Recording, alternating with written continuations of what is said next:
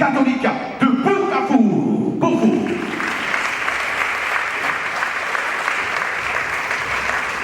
Université catholique de Bukavu. Fermant les yeux. Le soleil reste là. Alors à chaque fois que la foule essaiera de s'endormir, Elle aperçoit dans le noir deux morceaux de soleil. Janet Sifa. Gabriel Chadar. Mesdames et messieurs, un texte sans contexte est un prétexte. Il n'en est pas un quand Héraclide d'Éphèse prend la parole en disant « Rien n'est permanent sauf le changement ». Et par là, ce concept s'enrichit en disant par David Mackenzie « Encourager l'innovation ». Le changement, mesdames et messieurs, le changement est notre force vitale et la stagnation est notre glas. Éminent membre du jury, très cher modérateur et auguste assemblée, recevez nos civilités. Oui, il est temps aujourd'hui de répondre à cette question évidente. Faut-il changer une équipe qui gagne?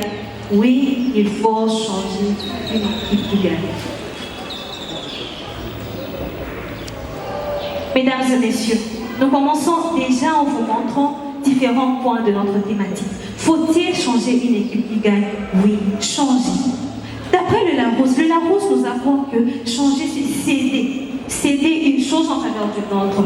En deuxième acception, changer les simplement à une même tâche.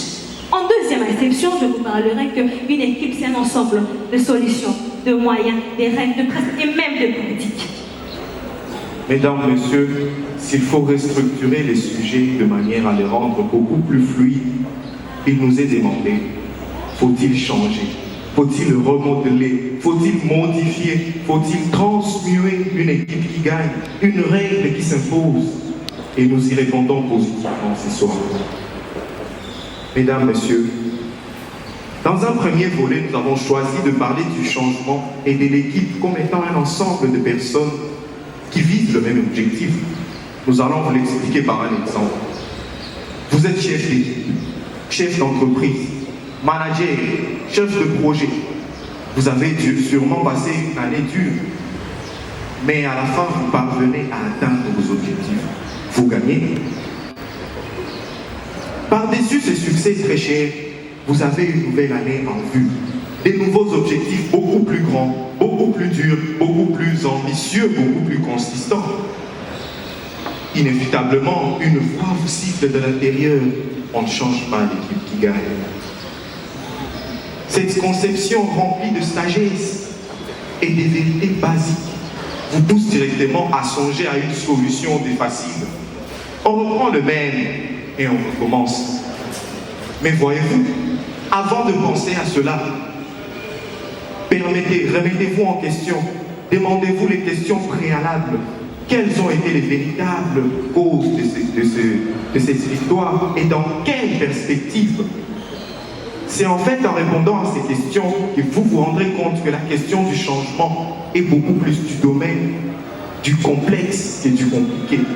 C'est cette zone d'incertitude, cette zone de doute qui mène une équipe de victoire en victoire, de gloire en gloire. Alors, mesdames et messieurs, cette équipe qui gagne aujourd'hui est la meilleure, bien sûr, mais la meilleure aujourd'hui.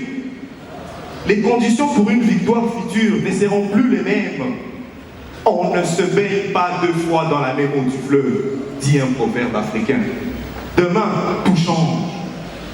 Les circonstances, les conditions, la température, le climat, la concurrence et qu'en sais-je encore.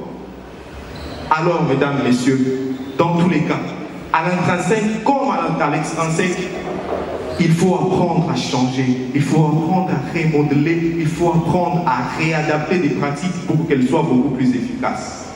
En parlant de transmission, tu vas me rappeler une idée très importante. Mesdames et messieurs, ce monde existe et cela c'est déjà une belle éternité.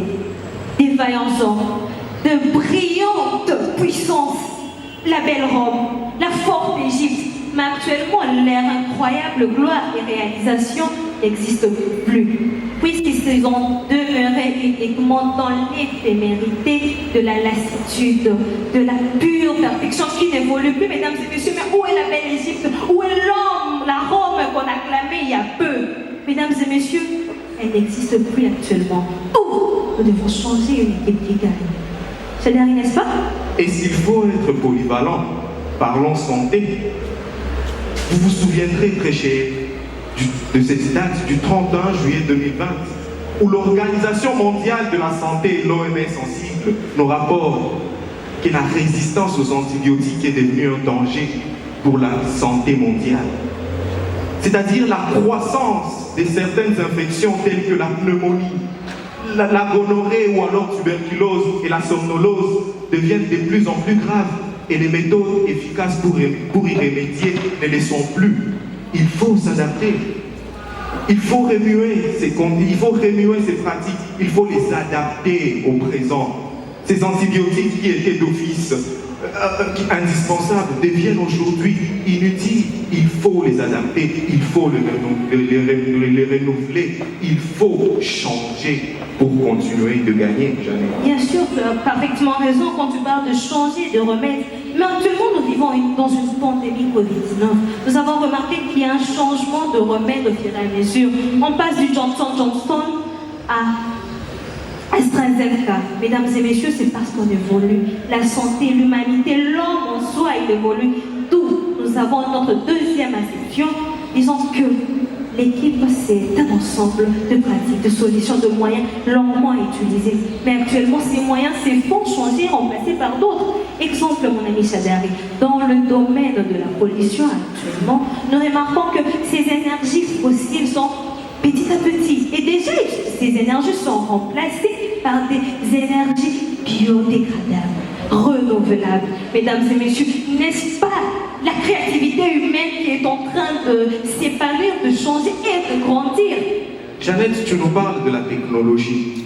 Mais très cher, permettez-moi de faire place à la sagesse de Charles qui nous disait que la vie est un changement permanent et la seule chose qui change, ou la seule chose qui ne change pas, c'est que tout change tout le temps. La vie est un changement permanent et la seule chose qui ne change pas, c'est que tout change tout le temps. Je m'explique. Jadis, il existait le beeper. Nous sommes passés des beepers à téléphone, de téléphone à smartphone. Et aujourd'hui, où en sommes-nous, très cher? Vous remarquerez même que même votre caleçon préféré, vous finissez par le jeter. Bien sûr, en parlant du changement, il y a quelque chose qui me revient. Le changement du bourg met la chèvre en valeur, mesdames et messieurs. Ça m'a fait bien rire cette phrase. Mais outre cela, nous remarquons que le monde change, le monde évolue petit à petit. Voilà pourquoi Jacques Chirac dit « Le changement est la loi de la vie ». Il ne faut pas avoir peur du changement, mesdames et messieurs. Nous avons beaucoup de cas à vous exposer, sauf que le temps est très jaloux et il nous force à s'arrêter ici. Ainsi, nous n'allons quand même pas vous laisser dans la soif de ne pas répondre à la question du pourquoi. Pourquoi faut-il changer? Pourquoi faut-il remodeler? Pourquoi faut-il renouveler? Pourquoi faut-il permuter? Pourquoi faut-il permuer une équipe, une solution, une pratique qui gagne, qui s'impose? Jeannette. Merci pour la première parole, Chadari. Pourquoi faut-il changer? Mesdames et messieurs, ça se résume en une phrase. Pour faire mieux. Point. Pourquoi faire mieux? Le changement, quand il existe, a comme but général de pousser à l'amélioration, de pousser à l'innovation, de pousser également à faire quelque chose de grand, de beau. Conclusion. Chadari? Et enfin, mesdames, messieurs, une solution efficace, c'est veut. Une solution efficace, c'est veut. Une solution efficace, c'est veut métamorphe, très cher. Une solution efficace est celle qui varie. Une solution efficace est celle qui s'adapte. Une solution efficace est celle qui change. Car... Oui, car il faut changer une équipe qui gagne. Puisqu'une équipe qui gagne, c'est une équipe qui sait changer. Merci, Chadar.